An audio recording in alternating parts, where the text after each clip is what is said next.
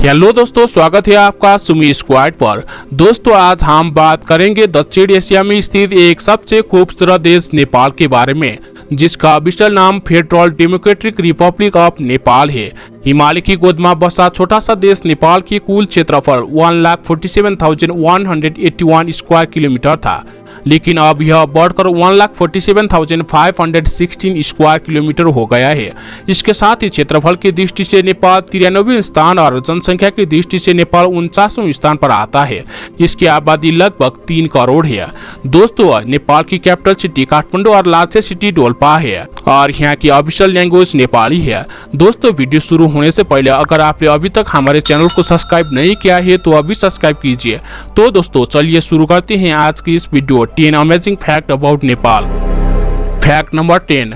दोस्तों नेपाल में कभी भी कोई स्वतंत्रता दिवस नहीं मनाया जाता, क्योंकि नेपाल उन चुनिंदा देशों में से एक है जिस पर आज तक कोई भी देश कब्जा नहीं कर सका है। Fact number 9। नेपाल का राष्ट्रीय ध्वज दुनिया का एकमात्र ऐसा ध्वज है जिस पर 2 त्रिकोण आकार को ऊपर नीचे रखकर बनाया गया है। अन्य देशों की तरह चौकोर या आयताकार नहीं है। नेपाल के राष्ट्रीय ध्वज के नीचे वाले त्रिकोण में एक सूर्य और ऊपर वाले त्रिकोण में एक अर्ध चांद अंकित है, जिसका मतलब बताया जाता है कि जब तक सूरज चांद रहेगा तब तक पृथ्वी पर नेपाल का अस्तित्व रहेगा। Fact number 8। नेपाल का प्राचीन इतिहास काठमांडू के घाटी से शुरू होता है और आज के समय नेपाल की राजधानी काठमांडू दुनिया के प्राचीन नगरों में से एक है। इसका पुराना नाम कांतिपुर था और नेपाल में सबसे ज्यादा आबादी इस सिटी में ही रहती है। Fact number 7। नेपाल देश में कभी भी जाति धार्मिक दंगों का अनुभव नहीं किया है। इस देश में धर्म के नाम पर कभी भी किसी का खून नहीं हुआ है, बल्कि यह देश आशीष जाति समूह का घर है और यहाँ के लोग तकरीबन 125 अलग अलग तरह के भाषा का प्रयोग करते हैं। इसके साथ ही आपको यह भी बता दूं कि नेपाल विश्व का एकमात्र और अंतिम हिंदू राष्ट्र है। हालांकि अब नेपाल को धर्मनिरपेक्ष राष्ट्र बनाया गया है, लेकिन इसके बावजूद भी नेपाल में अनुपात के मामले में विश्व में सबसे ज्यादा हिंदू निवास करते हैं, जो नेपाल की कुल आबादी का 81.3% है।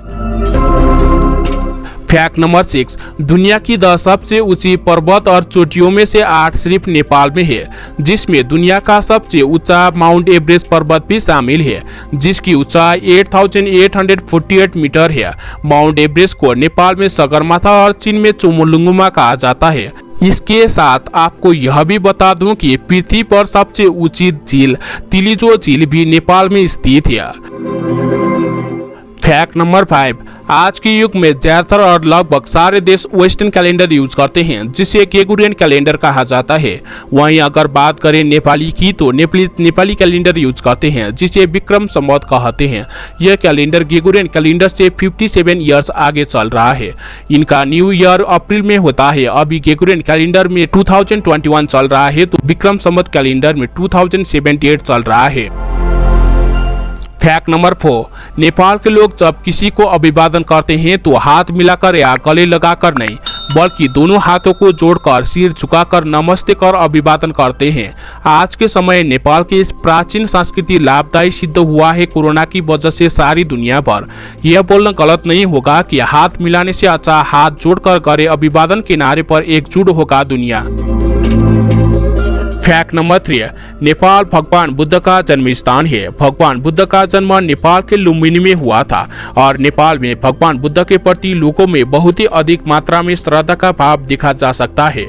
कुछ लोग इस तथ्य को मानने के लिए तैयार नहीं है, परंतु यह परम सत्य है।